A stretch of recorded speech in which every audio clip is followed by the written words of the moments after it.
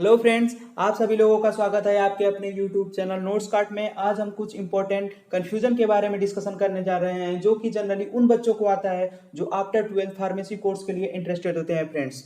तो चलिए फ्रेंड्स, आज का हमारा टॉपिक है after 12th B pharmacy and D pharmacy which one is the best. Best क्या होगा ये तो आपकी चॉइस होगी कि आप किस फील्ड में जाना चाहते हैं। अदरवाइज हम आपको नॉलेज प्रोवाइड कर दे रहे हैं फ्रेंड्स, आप उसको कंपेयर कर सकते हैं और अपने चॉइस के अनुसार डी फार्मा या बी फार्म में एडमिशन करा सकते हैं फ्रेंड्स। अगर आपको कोई दिक्कत हो रही है तो आप हमारे कमेंट बॉक्स में कमेंट कर सकते हैं, आपकी समस्या का समाधान जरूर किया जाएगा फ्रेंड्स। तो चलिए फ्रेंड्स, हम स्टार्ट करते हैं वीडियो को। तो सबसे पहले हम बात करेंगे कोर्स ड्यूरेशन के बारे में। कोर्स ड्यूरेशन कितना होता है। डी फॉर्म की अगर हम बात करें तो डी फॉर्म का कोर्स ड्यूरेशन होता है 2 ईयर कोर्स होता है जो आप 12th के बाद कर सकते हैं। जो इसका 2 ईयर का कोर्स होता है उसमें क्या होता है, इसका एनुअल एग्जाम होता है। इसके टोटल 2 एग्जाम होते हैं, एक होता है फर्स्ट ईयर का एग्जाम और दूसरा होता है सेकेंड ईयर का एग्जामिनेशन। सेकेंड आता है बी फॉर्म।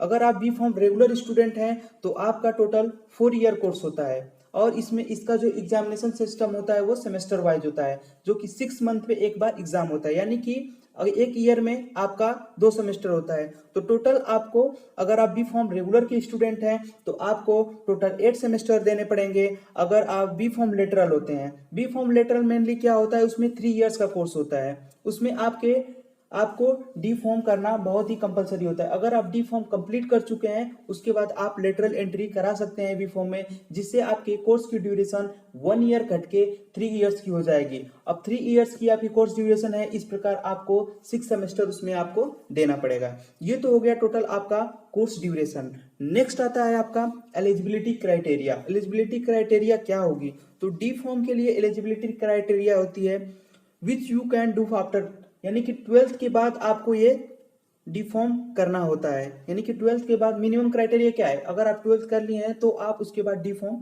कर सकते हैं। अब इसमें क्या होता है, PCM PCB both subject are eligible.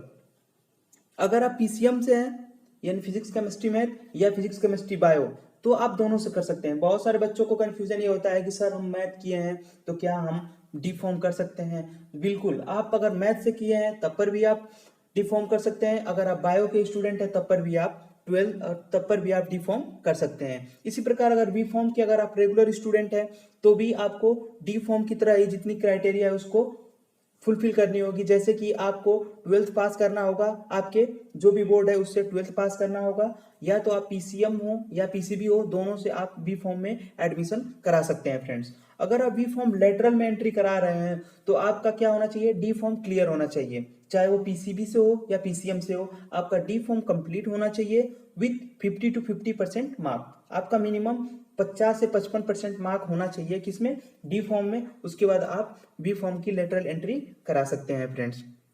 सबसे अच्छी बात इसकी क्या, एलिजिबिलिटी क्राइटेरिया में सबसे अच्छी बात इसकी क्या होती है कि इसमें कोई एज बॉन्डिंग नहीं है। आपकी एज कोई मायने नहीं रखती है इसमें कि आप कितने एज के हैं, आप उसको अपने अकॉर्डिंग करा सकते हैं। नेक्स्ट आता है आपका एडमिशन प्रोसेस। एडमिशन प्रोसेस क्या होता है, तो सबसे पहले हम डिस्कशन करेंगे डी फॉर्म के एडमिशन प्रोसेस के बारे में। तो इसमें क्या होता है, एक एंट्रेंस के थ्रू भी इसका एडमिशन होता है और डायरेक्ट एडमिशन भी इसका होता है। एंट्रेंस में क्या होता है, एंट्रेंस के लिए इसका एक जीकअप का एग्जाम देना पड़ता है, जो कि जीकअप का एंट्रेंस होता है। और जीकअप मतलब क्या हुआ, joint entrance examination counselling Uttar Pradesh. Uttar Pradesh द्वारा ये क्या कराया जाता है, एग्जाम को कंडक्ट कराया जाता है, जो कि जिसमें आप एग्जाम देते हैं और एग्जाम के अकॉर्डिंग जितने भी आपके मार्क्स आते हैं उससे आपको गवर्नमेंट कॉलेज या कोई अदर जो कि बेस्ट कॉलेजेस होते हैं उसमें आपको मिल जाते हैं। डायरेक्ट एडमिशन में भी बहुत सारे बेस्ट कॉलेज डायरेक्ट एडमिशन भी कराते हैं, जिससे आपको उसमें आपको कोई एंट्रेंस की जरूरत नहीं होती है, लेकिन आपको जीकअप का रजिस्ट्रेशन कराना पड़ता है फ्रेंड्स। ये ध्यान रहे, आपको जीकअप का रजिस्ट्रेशन कराना पड़ेगा। चाहे आप डायरेक्ट एडमिशन करा रहे हैं या एंट्रेंस के थ्रू जा रहे हैं तो आपको जीकअप का रजिस्ट्रेशन तो 100% कराना ही होगा। बिना जीकअप का रजिस्ट्रेशन कराए बिना आप इसका एग्जाम नहीं दे पाएंगे या इसमें आप डी फॉर्म कोर्स नहीं कर पाएंगे। नेक्स्ट आता है बी फॉर्म। तो बी फॉर्म में भी यही क्राइटेरिया होती है, सेम क्राइटेरिया ये भी होती है कि आप डायरेक्ट एडमिशन भी करा सकते हैं और एंट्रेंस के थ्रू भी करा सकते हैं। बस इसका यही होता है कि इसका एंट्रेंस का जो बोर्ड होता है वो चेंज हो जाता है। उसको इस बार में करंटली 2021 में NTA UP CET UP set के द्वारा कराया जाता है, यानी कि Uttar Pradesh combined entrance test के द्वारा ये क्या कराया जा रहा है, ये एग्जाम कंडक्ट कराया जा रहा है। पहले क्या होता है, यूपीएसई के द्वारा कराया जाता था, Uttar Pradesh state entrance examination के थ्रू कंडक्ट कराया जाता था, लेकिन इस बार 2021 में बदल गया है। इसे Uttar Pradesh combined entrance test agency के द्वारा ये कराया जाता है। अगर फ्रेंड्स आप बी फॉर्म में लेटरल एंट्री प्राप्त करना चाहते हैं तो आपको पेपर नंबर 12 अप्लाई करना पड़ेगा। आपकी सुविधा के लिए हमने डी फॉर्म और बी फॉर्म से रिलेटेड कुछ प्रीवियस ईयर के क्वेश्चन पेपर का लिंक हमने डिस्क्रिप्शन में मेंशन कर दिया है फ्रेंड्स। आप वहां से जाके पेपर को डायरेक्ट डाउनलोड कर सकते हैं और अपनी स्टडी को आगे बढ़ा सकते हैं फ्रेंड्स। तो चलिए फ्रेंड्स, हम नेक्स्ट डिस्कशन करते हैं सिलेबस के बारे में, यानी डी फॉर्म का सिलेबस क्या होता है और बी फॉर्म का सिलेबस क्या होता है। डी फॉर्म के अगर सिलेबस की बात करें तो फर्स्ट ईयर का सिलेबस है pharmaceutics first, pharmaceutical chemistry first, pharmacognosy, biochemistry and clinical pathology, human anatomy and physiology, health education and community pharmacy. इसी प्रकार डी फॉर्म सेकेंड ईयर का भी सिलेबस है। तो हमने पहले ही friends D pharm first year और सेकेंड ईयर के सिलेबस के बारे में और इसकी मार्किंग के बारे में कि यानी एक सिलेबस में एक सब्जेक्ट में कितने मार्क्स लाने होंगे हमें पासिंग के लिए, इस सब के बारे में हमने ऑलरेडी वीडियो को डिस्कस कर लिया है फ्रेंड, जिसका लिंक आपको डिस्क्रिप्शन में मिल जाएगा और आई बॉटम में भी मिल जाएगा। आप वहां से डायरेक्ट वीडियो को देख सकते हैं फ्रेंड्स। नेक्स्ट अगर हम बात करें बी फॉर्म के सिलेबस के बारे में, तो बी फॉर्म का सिलेबस ज्यादा बड़ा होने के कारण इसको हम अगले लेक्चर में या अगले वीडियो में इसको हम कवर अप कर लेंगे। इसका नोटिफिकेशन पाने के लिए और हमारी वीडियो को देखने के लिए आप हमारे चैनल नोट्स कार्ड को सब्सक्राइब करें और बेल आइकन को जरूर दबाएं फ्रेंड्स। अगर आप डी फॉर्म और बी फॉर्म करने के लिए इच्छुक है फ्रेंड्स, तो आप अभी से अपनी स्टडी को स्टार्ट कर दीजिए फ्रेंड्स। आपके लिए कौन सी बुक बेटर होगी या कौन सी बुक बेस्ट होगी, उसका लिंक हमने डिस्क्रिप्शन में दे रखा है फ्रेंड्स। आप वहां से डायरेक्ट बुक को परचेज कर सकते हैं और अपनी स्टडी को आगे बढ़ा सकते हैं फ्रेंड्स। तो ये आपके लिए बहुत जरूरी इंपॉर्टेंट बुक्स जो हैं कुछ हमने अपने लिंक में दे रखा है, आप वहां से बुक को परचेज कर लीजिएगा फ्रेंड्स। तो चलिए फ्रेंड्स, हम आगे नेक्स्ट बात करते हैं डी फॉर्म की एनुअल फी के बारे में और बी फॉर्म की एनुअल फी के बारे में क्या होती है। अगर डी फॉर्म की एनुअल फी के बारे में हम बात करें तो वो कॉलेज डिपेंडेंट होता है। अगर हम मिनिमम की बात करें तो मिनिमम 60,000 तक फीस होती है और मैक्सिमम 1,20,000 तक फीस होती है डी फॉर्म की। और मिनिमम अगर बी फॉर्म की अगर बात करें तो मिनिमम फीस होती है 70,000 तक और मैक्सिमम फीस होती है 1,20,000 तक। अगर हम देखते हैं तो डी फॉर्म में अगर आप एडमिशन कराते हैं तो आपकी टोटल जो गवर्नमेंटेड फीस है वो 45,000 रुपए की रसीद कटती है और उसके बाद जो भी एक्स्ट्रा फी लग रहा है आपका वो कॉलेज की फैसिलिटी के ऊपर लगता है। कॉलेज आपकी कितनी फैसिलिटी दे रहा है, कितना आपको एजुकेटेड मामले में कितना आपको फैसिलिटेट कर रहा है, उस सब का जो भी फी लगता है वो उस पर डिपेंड करता है। तो आपका जो फीस वेरिएशन है डी फॉर्म के लिए 60,000 से 1,20,000 तक होता है और बी फॉर्म के लिए 70,000 से 1,20,000 तक होता है। इसी बीच में आपकी फी होगी। तो ये कॉलेज डिपेंडेंट होता है, यानी कि अगर कोई कॉलेज ज्यादा अगर फैसिलिटी प्रोवाइड करा रहा है आपको तो वो उसकी फीस क्या होगी, ज्यादा होगी। अगर लिमिटेड कोई कॉलेज होगा, लिमिटेड अगर कोई फैसिलिटी प्रोवाइड कर रहा है तो लिमिटेड होगी।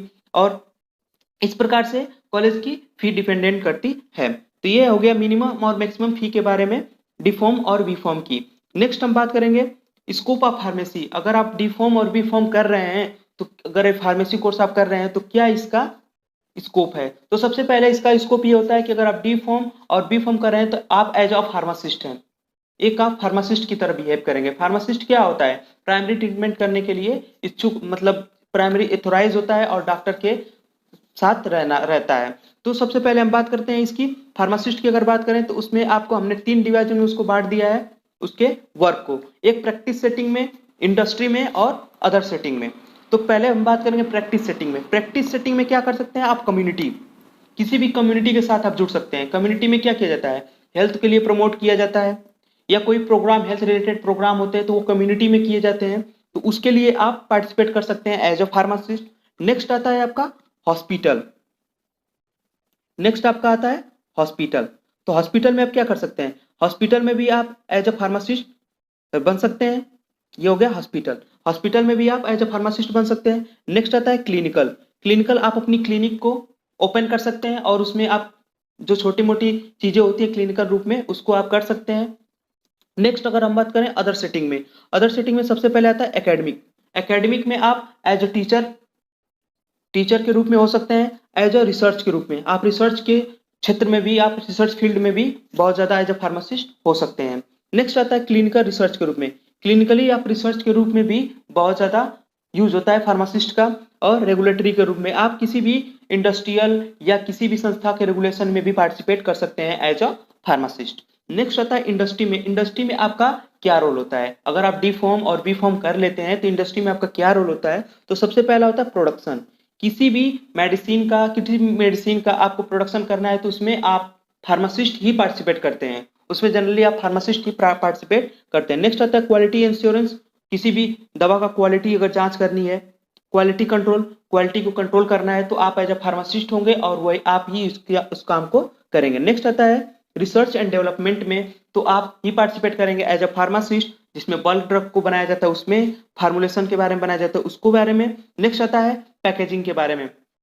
नेक्स्ट पैकेजिंग, जो भी पैकेजिंग होती है फार्मास्यूटिकल पैकेजिंग होती है उसमें आप पार्टिसिपेट करेंगे। नेक्स्ट सेल्स एंड मार्केटिंग, जो भी सेल्स और मार्केटिंग प्रोसीजर होता है, ऐसे एमआर मेडिकल रिप्रेजेंटेटिव होते हैं, वो क्या होते हैं? एज अ फार्मासिस्ट, यानी डी फॉर्म या बी फॉर्म करने वाले ही मेडिकल रिप्रेजेंटेटिव की तरह काम करते हैं। नेक्स्ट आता है रेगुलेटरी। आप किसी भी इंडस्ट्रियल रेगुलेशन के लिए भी पार्टिसिपेट कर सकते हैं एज अ फार्मासिस्ट। तो ये तो इसके बारे में आउटलाइन हो गई। जल्दी हम एक अपने नए वीडियो में आप लोगों का इसके बारे में हम डिस्कशन करेंगे। इस कंप्लीट पूरी जितनी भी ब्रांच है इसके बारे में हम डिस्कशन करेंगे। ये ब्रांच होती क्या है, एज अ फार्मासिस्ट आप किस प्रकार इसमें पार्टिसिपेट कर सकते हैं, इसके बारे में हम डिस्कशन नेक्स्ट लेक्चर में आपको करेंगे। फिलहाल के लिए हम इतना ही हमने डिस्कशन किया है। नेक्स्ट हम बात करते हैं सैलरी के बारे में। अगर हम सैलरी की बात करें तो ये डिपेंड करता है आपकी जॉब के ऊपर, आप किस प्रकार की जॉब कर रहे हैं, इंडस्ट्रियल में हैं या अपना सेल्फ क्लिनिक खोले हैं या क्या आपने क्या किया है, वो तो जॉब के ऊपर आपके डिपेंड करेगा। तो सैलरी कोई मेंशन नहीं है, सैलरी आपका जॉब के ऊपर डिपेंड है। गवर्नमेंटेड सैलरी तो लगभग करीब 40-50 हजार के बीच में होती है एज अ फार्मासिस्ट के रूप में, वो भी बढ़ती रहती है आपके प्रमोशन के रूप पर। तो इसका कोई मेंशन नहीं है, सैलरी के लिए कोई मेंशन नहीं होता है। नेक्स्ट, अगर आप लोग सोच रहे होंगे कि सर डी फॉर्म और बी फॉर्म में कौन बेस्ट हो, तो कुछ लिए आप लोगों के लिए थोड़ी सी जानकारी मैं दे देता हूं कि अगर आप डी फॉर्म करते हैं, अगर आप डी फॉर्म करते हैं तो डी फॉर्म करेंगे तो डी फॉर्म के लिए क्या होगा? अगर आप डी फॉर्म करेंगे तो डी फॉर्म में आप एज अ मेडिकल स्टोर अपना मेडिकल स्टोर चला सकते हैं, अपना मेडिकल स्टोर चला सकते हैं और अपना क्लिनिक खोल सकते हैं, ये तो डी फॉर्म में होता है।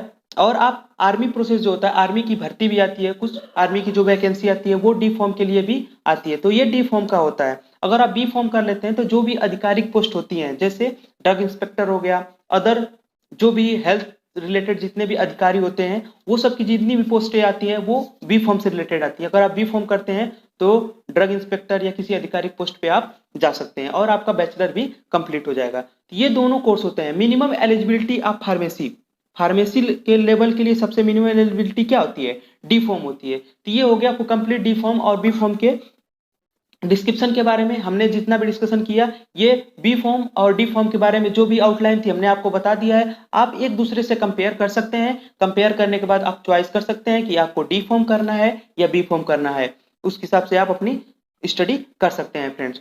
तो चलिए फ्रेंड्स, आज के लिए इतना ही फ्रेंड्स वीडियो में हमारे। आज आप हमारे चैनल नोट्स कार्ड को सब्सक्राइब करें और बेल आइकन को जरूर दबाएं friends. Thank you for watching friends. Next video में हम मिलते हैं friends. Thank you for watching.